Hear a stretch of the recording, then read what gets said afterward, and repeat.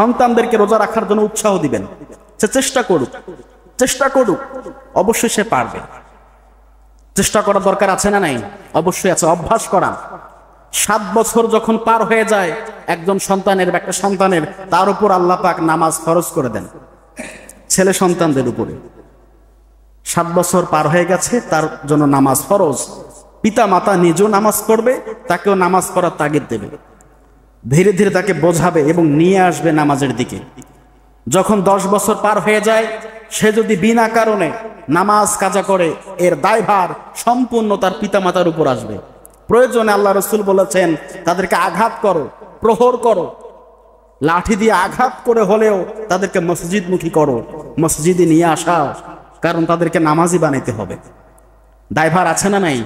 এজন্য সন্তান যারা আছে বাড়িতে আপনাদের, যদি কেউ রোজা রাখতে চায় নিষেধ করবেন না, উৎসাহ দেবেন।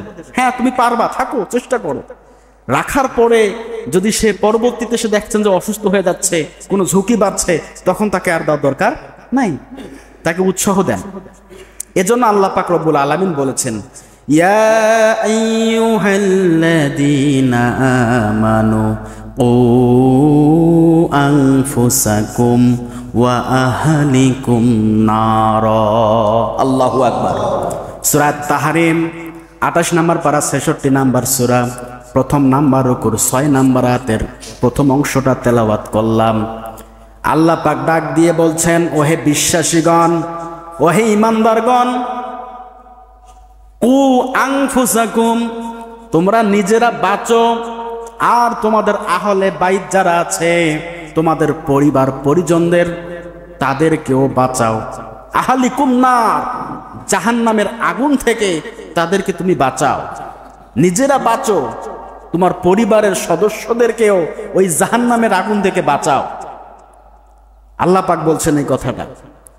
কাদেরকে বলছেন? ইয়া আইয়ুহাল্লাযীনা আমানু।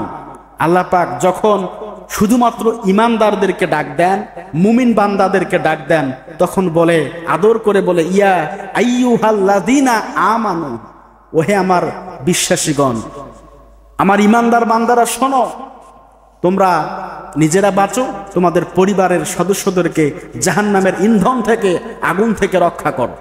আর যখন সমস্ত মানুষদেরকে ডাক দেয়, আল্লাহ পাক তখন বলেন, ইয়া আইয়ুহান নাস, ওহে মানুষ সকল, ইয়া আইয়ুহাল কাফিরুন, ওহে কাফেরগণ, ওহে অবিশ্বাসীগণ।